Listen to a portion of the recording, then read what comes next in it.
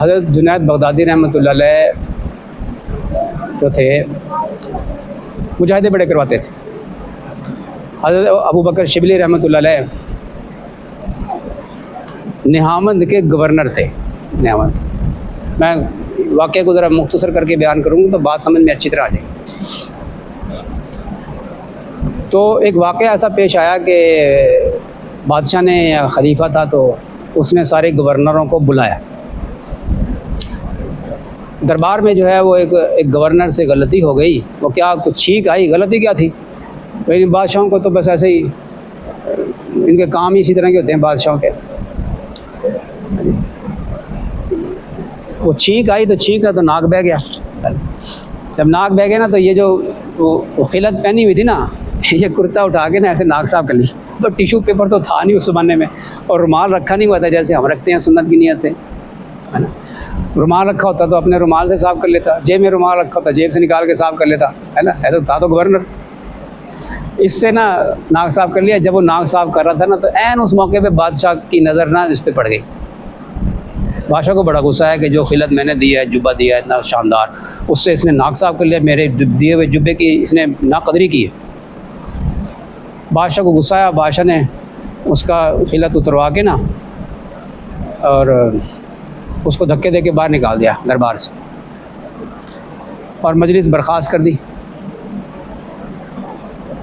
ये जो थे ना निहामंद के गवर्नर हज़रत अबू बकर शिबली रहमतुल्लाह अलैह, ये बाहर निकल कर ना इनके दिल पे बड़ी चोट लगी। इन्होंने कुछ सोचा, फिर अंदर आने की इजाज़त चाहिए। दरबार आके कहने लगा कि निहामंद का गवर्नर इजाज़त चाहता है।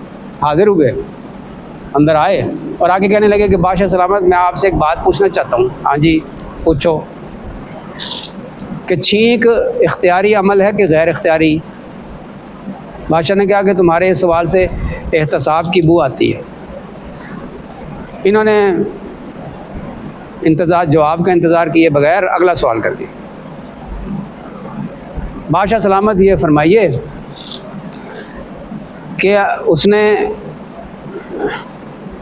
उस गवर्नर ने अगर जुब्बे से नाक साफ़ कर लिया था तो आपने जो सज़ा दी है उसको बेअदबी करने की, तो इसके अलावा भी कोई सज़ा हो सकती थी कोई, जो आपने धक्के दे के उसको बाहर निकाल दिया बेइज्जत करके? बादशाह कहता है कि बादशाह को गुस्सा आया कि मैं कहता हूँ तुम्हारे इस सवाल से एहतसाब की बू आती है। इन्होंने कहा कि बादशाह सलामत, मुझे एक बात समझ में आ गई आज। एक बादशाह के दिए हुए जुब्बे के साथ कोई ऐसा करे तो उसको ये सज़ा दी जाए कि उसे धक्के देकर दरबार से बाहर निकाल दी जाए। मैं ये सोच रहा हूँ कि अल्लाह ताला ने मुझे ये 5-6 फुट का जिस्म दिया है, मैं इस जिस्म को गलत इस्तेमाल करूँगा, अल्लाह के हुक्म के ख़िलाफ़ इस्तेमाल करूँगा, तो मुझे कि अल्लाह ताला क़यामत के दिन क्या सज़ा देगा। इसलिए जुब्बा उतारा अपना और बादशाह के तख्त पे दे के मारा कि ये पढ़िए आपकी गवर्नरी, मुझे नहीं चाहिए, इस्तीफ़ा दे के चला गया और सीधे बगदाद हज़रत जुनैद बगदादी रहमतुल्लाह अलैह की खिदमत में। और आकर के अर्ज़ किया कि इजाज़त दे दीजिए अपने दरबार में बैठने की, मजलिस में बैठने की। फरमाया कि कहाँ से आए हो? कि जी मैं निहामंद का गवर्नर हूँ या था। तो अच्छा, निहामंद के गवर्नर हो, तुमने तो बड़े जुल्म किए होंगे लोगों पे। ऐसा करो, लिस्ट बनाओ, जिन जिन पर जुल्म किए थे ना उनकी लिस्ट बनाओ और जाकर ना निहामंद सारों से माफ़ी मांग के आओ या उनका हक़ अदा करके आओ। कितना मुश्किल काम है। ये है नफ्स का मुजाहिदा। लिस्ट बनाई और तालिब सादिक थे, अंदर खशियत पैदा हो गई थी, गए और जाकर लोगों से माफ़ियाँ मांगी। लोगों ने कईयों ने तो खुशी खुशी माफ़ कर दिया, कईयों ने कहा कि बड़ा जुल्म किया था तुमने मेरे ऊपर, धूप में खड़े हो जाओ 1 घंटा फिर माफ़ करूँगा। धूप में खड़े हो गए 1 घंटा, किसी ने कुछ सज़ा दी, किसी ने कुछ सज़ा, सबसे माफ़ी तलाफ़ी करवा के आ गए। यदि मैं माफ़ी करवा के आ गया। फिर फरमाया हज़रत जुनैद बगदादी रहमतुल्लाह अलैह कि ये कशकोल लो और बगदाद की गलियों में ना भीख मांगो, तुम्हारे अंदर अक्कर तकब्बुर बहुत है। अब 1 साल तक भीख मांगो। अब गली में मांग रहे हैं, कोई कह रहा है हटा कट्टा मांगता फिर रहा है, हटा कट्टा मांगता फिर रहा है, लोगों की बातें सुन रहे हैं, बर्दाश्त कर रहे हैं, सुन रहे हैं, बर्दाश्त कर रहे हैं। 1 साल तक किसी ने एक आना नहीं दिया। साल के बाद आगे कि ये साल पूरा हो गया, अच्छा दिन गिन रहे थे तुम, 1 साल और मांगो भीख।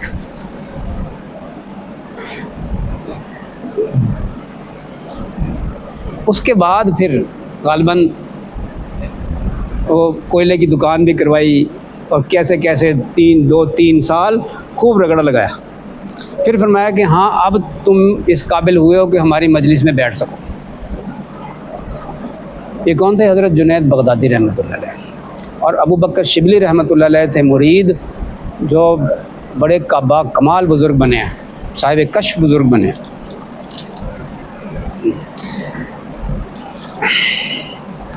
एक बुज़ुर्ग थे बड़े मशहूर, हज़रत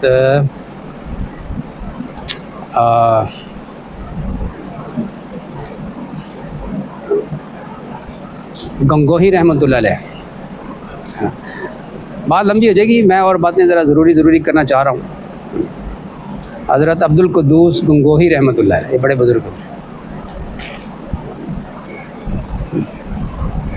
इनका वाक़या है कि वाक़या कुछ इस तरीके से है, मैं अब नामों में मुझसे भूल हो रही हो तो वो इसलिए मैं उसको मुख्तसर करके बयान करता हूँ।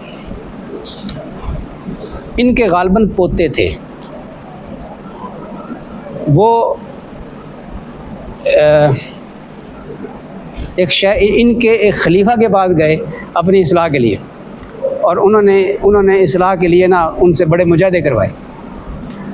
और जो आखिरी मुजाहिदा था ना वो ये था कि उनके कुत्ते थे शिकारी, उनको दे के भेजा कि इनकी ज़ंजीरें मजबूती से पकड़ के रखनी है, ये शिकार के पीछे भागेंगे ना तो ज़ंजीरें नहीं छोड़नी। कुत्ते जंगल में शिकार के पीछे भागे, वो बहुत तेज़ भागे और बड़े ताकतवर थे। इन्होंने ज़ंजीरें पकड़ी हुई थी और इन्होंने अपनी कमर से वो ज़ंजीर बांध ली कि कहीं मुझसे छूट ना जाए और शेख का हुक्म ना मुझसे टूट जाए। कुत्ते जो ताकतवर थे वो भागे तो ये तेज़ भागा ना गया, गिरे, ठोकर लगा के गिरे, घिसटते रहे, कभी उठते थे, कभी गिरते थे, कभी ठोकर खाते, ज़ख्मी हो गए, जंजीर नहीं छोड़ी। वापस आए तो खूनम खून थे। रात को इनके उन बुज़ुर्गों को हज़रत गंगोही रहमतुल्लाह अलैह की ज़ियारत हुई, तो रात को ख्वाब में ज़ियारत हो गई। फरमाया कि हमने तो तुमसे ऐसे मुजाहिदे नहीं करवाए थे जैसे तुमने हमारे पोते से करवाए। सुबह को उठे तो बुलाया और सीने से लगाया और निस्बत मुंतकिल कर दी। ये हज़रात इस तरीके से मुजाहिदे करवा के नफ्स की इस्लाह करते रहे हैं, अभी भी करते हैं। अब ज़रा कम हो गया, अब मुजाहिदे कम हो गए, ज़रा थोड़ी शक्ल बदली है। कुछ हैं ऐसे, हज़रत थानवी सिलसिले में कुछ मुजाहिदे हैं, ज़रा उनकी शक्लें और हैं, तरीक़ाकार थोड़ा सा फ़र्क है।